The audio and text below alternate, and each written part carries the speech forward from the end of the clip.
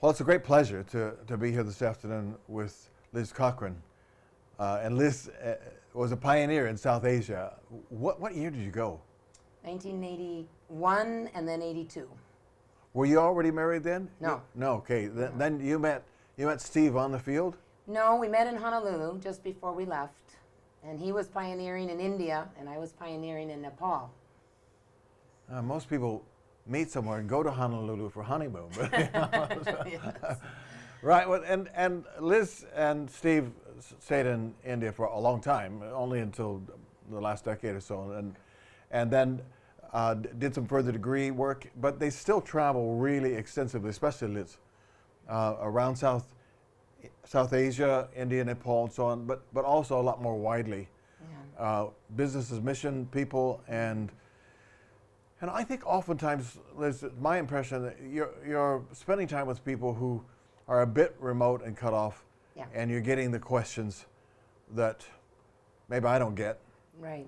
and maybe I can't answer, but we want to talk about some of those things. Thank you. So, what do you think are some of the most pressing issues that you've run into in recent months? Okay. Well, I really want to thank you, Lynn, for being willing to hear the hearts of some of the grassroots people that are in the mission.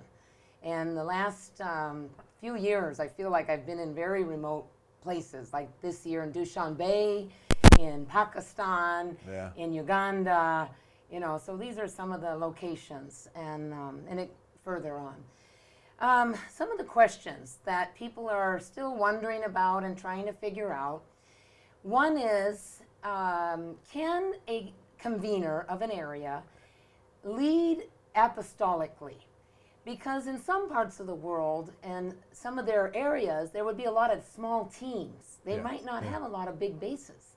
And so they're looking for a leader kind of above the team, which many times is that area leader, to provide a bit more directional leadership or apostolic leadership.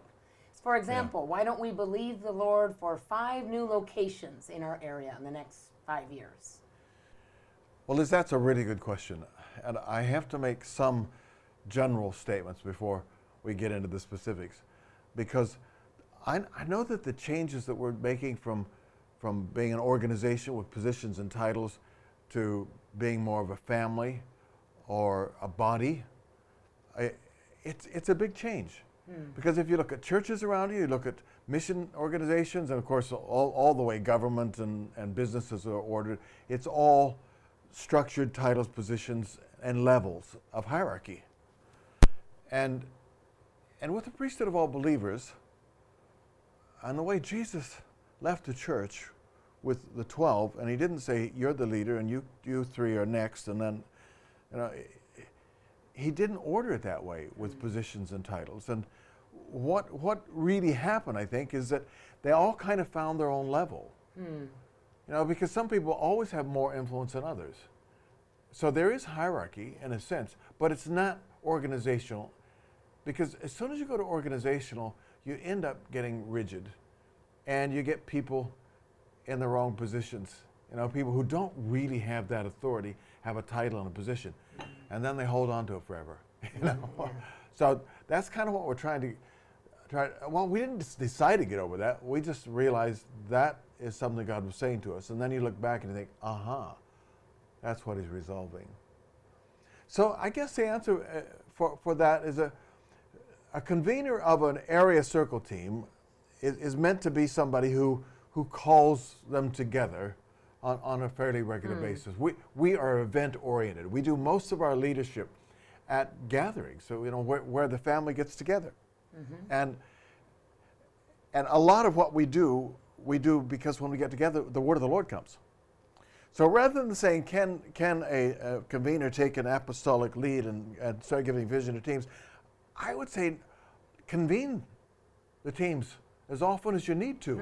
And if you're in a relatively sparsely populated area, and you're not too far spread, and with the megazones you shouldn't be, then get together, seek God, and see what the Lord does. And then, the convener and the other elders in that area should hold themselves and everybody else accountable to what God has said. I love that. So That's great. I hope that brings some clarity to it. So there's certainly no prohibition on people doing what they are. Yeah. Apostolic, prophetic, teaching, evangelist, whatever. Love We that. want everybody to do that. That's great. That's Okay. very helpful. Thank you. All right, all right. Yeah, I love that the whole thing of the word of the Lord and what is God saying together as elders. Really. Yeah, and every time we get together, we're at a YWAM together here in Thailand, and it's about the word of the Lord, isn't it? Yes. Exactly. Exactly. What's God saying to us Yeah. now? Yeah. Boy, what a rich time it is when we do that. Yes. Love it. Now, what if a location in an area says, I don't want to go to any of your meetings. I'm fine. I'm really busy. I don't need to go to any of those area convening meetings. Well, in a word, they're in big trouble. because we're body. We're one. And Paul, what does Paul say about that in 1 Corinthians? I don't need you because you're not an I. Yeah. And that idea that we are not totally interdependent in one is arrogance. Wow. Wow. That's powerful. Well, I can't think of another thing to call it, and as it happens today, we've had a very strong confirmation of that, and a key prophetic message to us that we're not just called to unity, we're called to oneness, one heart. So deep. One heart. And as we do that, and it was in the context of having more authority amongst the nations and walking humbly, as we really pay the price to get together, God comes amongst us. Yes. So woe to the leader who says, of a team, who says, I don't need to get together with the others, That's the beginning of the end.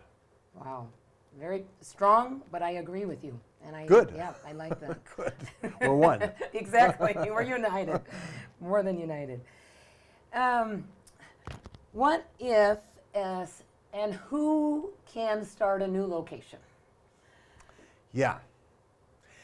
That was never a question when YWAM was not known at all. But now, people who may be quite independent would see some benefits in calling themselves YWAM and getting started. So, we know you have to do a DTS. And it's more than that. You need to be in really good relationships. And I'm pretty sure that we need to say a new location or base or campus or whatever needs to be started by somebody sent out in good standing from another one. Okay. Yeah. When people fall out with each other and start something, it doesn't go well. Now that's kind of a tough one too, because sometimes people fall out because the actual original base leader is just very constrictive and controlling, and so I can't say that the group that goes out is always wrong. Right. So it's a tough one, but the norm is to be sent out. And if you're in broken relationships, my goodness, fast and pray and put everything you can into getting those relationships right so that you can be sent out in good order.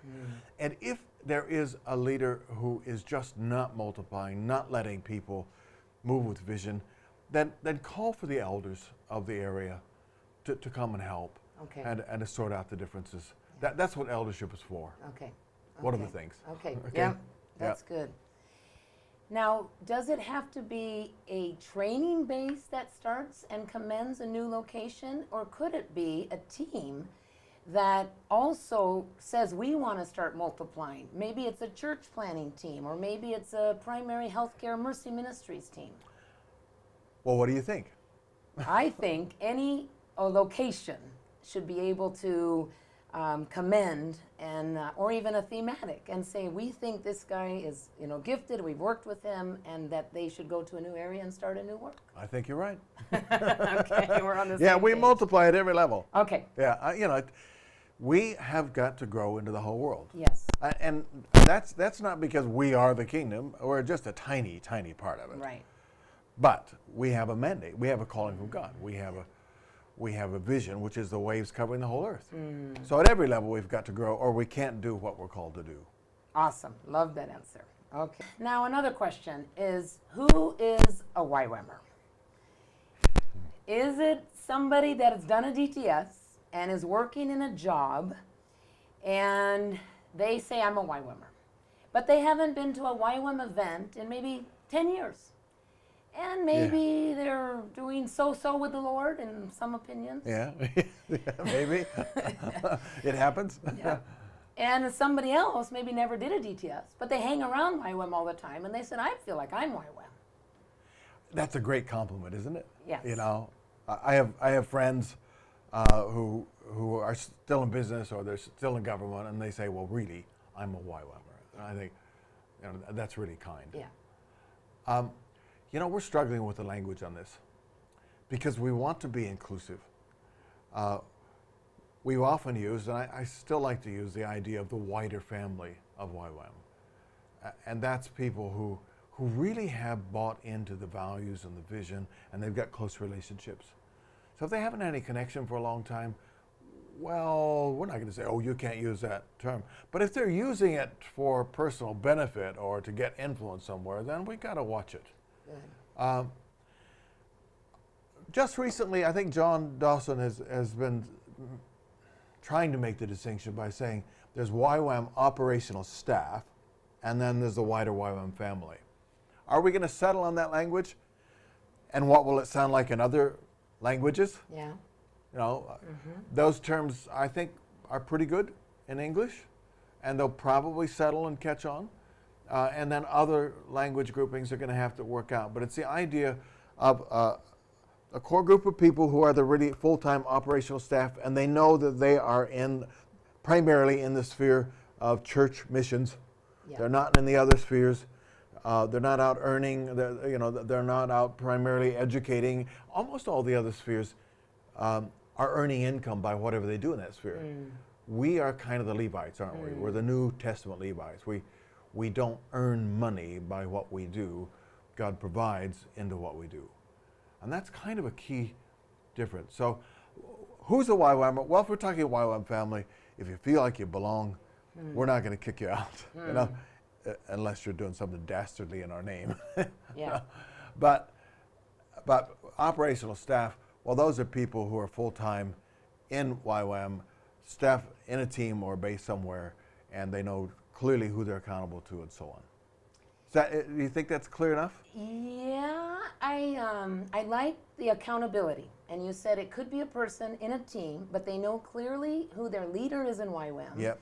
And they're accountable. And they're going to go to some gathering of YWAMers, Yeah. probably regularly. And but I'm wondering if the YWAM as we know it, the core YWAM or the operational staff Yeah. YWAM, one of the distinctions is that their primary role is mission. And the reason I'm bringing this up is because I'm also in the business as mission sphere. Yeah. And so we have some YWAMers that can't be in countries, and it's growing, unfortunately, that Yeah, there are that's right. many unreached countries. They cannot be there unless they have work in some type of business or an education. But what we've been trying to emphasize is that they have to still be in team. They have to have close accountability, go to YWAM meetings and leadership, go to their leaders as accountability. But mission is the reason they're doing it. Yeah. And they got to be Yeah. very accountable for that mission. That's right. That's right. And where we get into mission drift is where people might say it's primarily mission, but actually it's taking all their time and it's just earning money to keep them alive, or maybe to keep them very well alive. Yes, exactly. And that's not it, is it? No, and that helps me to have that distinction. And I'd have to say that area of business as mission, I've never been able to put into words easily what you've just said, because it's a heart thing. Yeah. And so you can't put external measurements on it. Do this, do that. Yes, You know. it is hard. But you sense when the heart's right or not. Well, these are some really good questions. I think you've got more, but we don't want to go on too long on just one video. So let's come back and have a part 2, shall we? Okay, sounds Okay. great. Thanks, Lynn.